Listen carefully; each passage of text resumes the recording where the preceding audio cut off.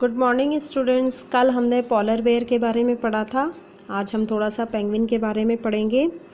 Penguin is another well known animal living in the polar regions. Polar bear के बारे में हमने पढ़ा था कि ये नॉर्थ पोल और साउथ पोल पर रहते हैं, जहाँ पर 6 महीने दिन होता है और 6 महीने रातें होती हैं। मतलब कि सूरज वहाँ बहुत कम उगता है और थ्रू आउट द ईयर पूरे साल भर वहाँ पर ठंड रहती है और जो टेम्परेचर होता है वो कितना चला जाता है नीचे, -37 डिग्री सेल्सियस चला जाता है ना। तो इसी रीजन में एक और एनिमल है जिससे आप बहुत अच्छे से जब पहचानते हैं उनको, पेंगुइन्स। वो भी यहीं पर रहती हैं पोल्स पे।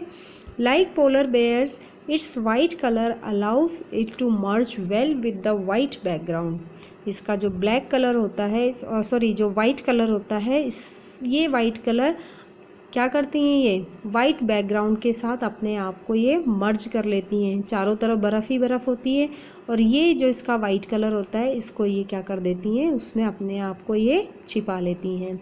It also has a thick coat of skin and a lot of fat to protect it from cold climate.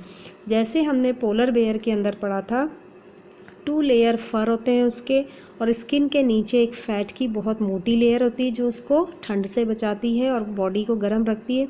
उसी तरह से पेंगुइन के अंदर भी क्या होता है, स्किन की एक बहुत मोटी थिक कोट ऑफ स्किन की एक बहुत मोटी कोट होती है और स्किन के नीचे बहुत सारा फैट इसके अंदर जमा रहता है, जिससे इसको ठंड नहीं लगती है, बॉडी इसकी गर्म रहती है।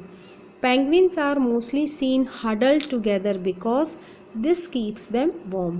और जब पेंगुइन्स होते हैं मोस्टली हडल्ड रहते हैं। हडल्ड मतलब एक साथ ग्रुप के अंदर रहते हैं। जो पेंगुइन्स का ग्रुप होता है उसको बोलते हैं हडल, है ना। तो ये सारे पेंगुइन्स ग्रुप में एक साथ इकट्ठे रहते हैं। इसका रीज़न यही है कि जो बॉडी हीट होती है उससे ये क्या करते हैं, जब सारे एक साथ हो जाते हैं तो बॉडी की जो गर्मी निकलती है उससे ये अपने आप को गर्म रखते हैं। तो बॉडी हीट से अब पूरा ग्रुप क्या हो जाता है, गर्म हो जाता है। इसलिए अकेले नहीं, इंडिविजुअल नहीं रहते हैं, बल्कि ये ग्रुप में रहते हैं। Recall when you are sitting in a room full of people you feel warm. आप जब क्लास के अंदर, स्कूल में क्लास के अंदर जब सारे एक साथ मिलकर के बैठते हो तो गर्मी लगती है, लेकिन अगर अकेले एक रूम में बैठोगे तो आपको ठंड लगेगी। उसी तरह से जो ये पेंगुइन्स हैं पोल्स में रहती है, बहुत ठंड रहती है, तो अगर अकेले अकेले रहेंगी तो क्या होगा, इनको ठंड लगेगी। इसलिए सारी इकट्ठी एक साथ, आपने देखा होगा, टीवी में देखा होगा कि इनका जो ग्रुप होता है वो चिपक चिपक के चलता है। तो अपनी बॉडी से निकलने वाली हीट क्या है, इनके ग्रुप को गर्म रखता है, इसीलिए ये हडल में रहती हैं। Streamlined bodies of penguins and their webbed feet make them good swimmers like polar bears। अब इनके जो फीट होते हैं, इनके जो पैर होते हैं वो वेब्ड फीट होते हैं। वेब्ड मतलब जैसे डक के होते हैं, वेब्ड फीट होते हैं। एक जाल सा बना रहता है इनके फीट के अंदर, जिससे ये आराम से पानी के अंदर तैर सकते हैं। जैसे पॉलर बेयर्स आराम से पानी में तैर लेते हैं, वैसे ही ये बहुत अच्छी स्विमर्स होती हैं। Then fish, musk oxen, reindeers, foxes, seals, whales and birds are few other animals that are found in polar regions। ये कुछ और एनिमल्स हैं जो कि पोलर रीजन में पाए जाते हैं। Fish of this region can remain under cold water and birds remain warm for long to survive। जो फ़िश होती हैं, मछलियाँ होती हैं, वो रिमेन अंडर कोल्ड वाटर, ठंडे पानी में नीचे की तरफ रहती हैं। और जो बर्ड्स होती हैं, remain warm for long to survive. और बर्ड्स जो हैं वो भी क्या करती हैं, अपने आप को गर्म रखने की कोशिश करती हैं ताकि वो लंबे समय तक सर्वाइव कर पाएँ। When winter set in they migrate to warmer region. जब यहाँ पर बहुत तेज़ सर्दियाँ पड़नी शुरू हो जाती हैं तो ये बर्ड्स क्या करती हैं, वहाँ से माइग्रेट कर जाती हैं, वहाँ से वो उस जगह को छोड़ करके दूसरी जगह चली जाती हैं। और and come back after the winter is over. और जब सर्दियाँ यहाँ पर ख़त्म हो जाती हैं तब ये वापस आ जाती हैं, क्योंकि सर्दियाँ इतनी एक्सट्रीम कोल्ड होता है पोल्स पर, -37 डिग्री इतनी तेज़ ठंड पड़ती है वहाँ पर, उस समय चारों तरफ बर्फ़ ही बर्फ़ होती है, सब कुछ जम जाता है, खाने पीने की कमी हो जाती है। तो ये बर्ड्स अपने आप को गर्म रखने की कोशिश करने में क्या करती हैं, ये वहाँ से उस जगह को छोड़ करके ये दूसरे प्रदेशों में चली जाती है, दूसरे देशों में चली जाती हैं। जब सर्दियाँ यहाँ पर ख़त्म हो जाती हैं उस समय ये वापस से लौट करके आ जाती हैं। One of the destination of migrating birds in is India. तो माइग्रेटिंग, आपने ये प्रीवियस क्लास में माइग्रेटरी बर्ड्स पढ़ा हुआ है। तो कुछ बर्ड्स होती हैं जो भारत भी आती हैं, दूर दूर इन पोल्स से माइग्रेट होकर के भारत में आती हैं।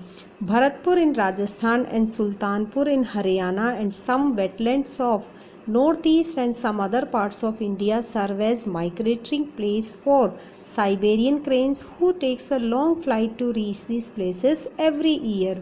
हमारे भारत में राजस्थान भरतपुर के अंदर बर्ड सेंचुरी है, इसी तरह से हरियाणा के सुल्तानपुर में और कुछ और नॉर्थ ईस्ट पार्ट्स में जो साइबेरियन क्रेन्स होती हैं वो इतनी दूर से, पोल्स कितना दूर है हमारे से, इतनी दूर दूर से, इतने डिस्टेंस को वो सफ़र करके वहाँ से और हमारे देश भारत में पहुँचती हैं।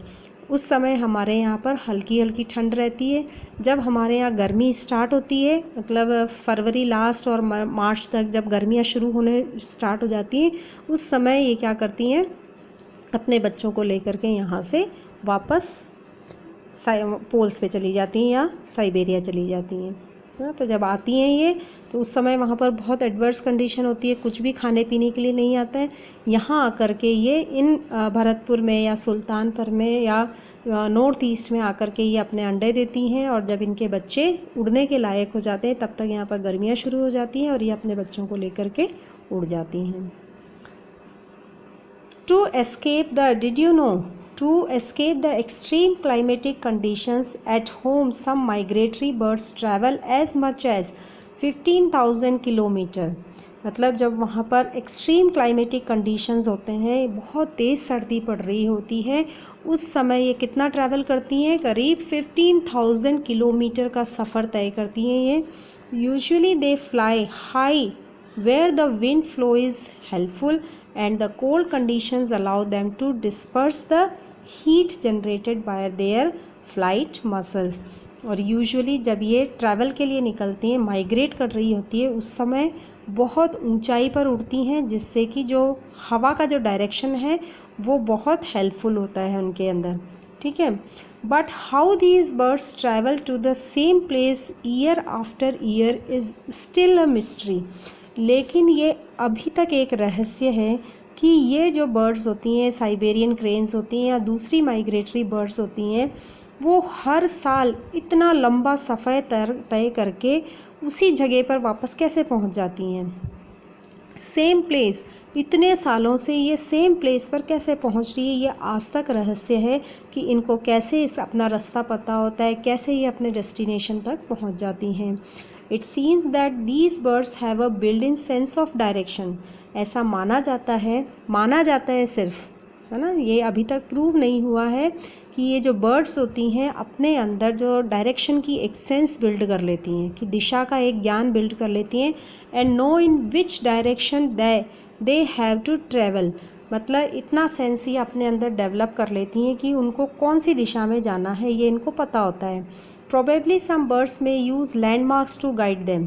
और ऐसा साइंटिस्ट ऐसा मानते हैं कि शायद ये कुछ लैंडमार्क्स को मतलब चिन्हित कर लेती हैं, अपने दिमाग में फिट बैठा लेती हैं कि जो लैंडमार्क्स हैं उसको देख देख कर पहचान करके ही अपने डेस्टिनेशन तक बढ़ती हैं। Many birds may be guided by the sun during the day and stars at night. कुछ बर्ड्स को सूरज की रोशनी, दिन के समय सूरज की रोशनी और रात के समय जो तारों की रोशनी होती है उनसे गाइडेंस मिलता है।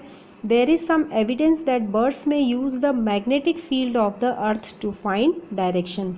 और कुछ साइंटिस्ट ऐसा बताते हैं कि ये जो माइग्रेटरी बर्ड्स होती हैं वो अर्थ का जो मैग्नेटिक फील्ड होता है उससे अपनी दिशा का ज्ञान करती हैं। And it is not only birds that migrate in search of more hospitable climates, but mammals, many type of fish and insect are also known to migrate seasonally। और सिर्फ ये जो बर्ड्स होती हैं यही माइग्रेट नहीं करती हैं, इनके अलावा और भी बहुत सारे एनिमल्स हैं, जिसमें मैमल्स भी होते हैं, फिशेस भी होती हैं, इंसेक्ट्स भी होते हैं जो सीजनली माइग्रेट करते हैं। एक सीज़न के बाद दूसरे सीज़न में वो माइग्रेट कर जाते हैं और वापस अपने जगह पर पहुंच जाते हैं। तो ये आज तक मिस्ट्री है कि ये जो बर्ड्स होती हैं ये 15,000 किलोमीटर का सफ़र तय करके कैसे सेम प्लेस पर हर साल पहुंच जाती हैं। जैसे अभी हम बोलें कि भरतपुर राजस्थान में ये अगर बर्ड सेंचुरी में आती हैं तो हर साल ये बर्ड सेंचुरी में कैसे पहुंच जाती हैं, राजस्थान की जगह कहीं और क्यों नहीं पहुंचती हैं ये। तो इनका जो हर साल वो एक जगह जहाँ आती है दूसरे साल भी वो वहीं पहुंच जाती है। तो ये कैसे पॉसिबल है, ये आज तक एक मिस्ट्री है। कुछ बोलते हैं कि लैंडमार्क्स इनको गाइड करते हैं, कुछ बोलते हैं कि सन, और कुछ बोलते हैं कि स्टार्स की वजह से, और कुछ बोलते हैं कि मैग्नेटिक फील्ड की वजह से ये सेम प्लेस पर हर साल पहुंच जाती हैं। ठीक है, तो ये तो हो गया हमारा पोलर रीजन के बारे में। अब हम पढ़ेंगे द ट्रॉपिकल रेन फॉरेस्ट, वो हम नेक्स्ट क्लास में पढ़ेंगे।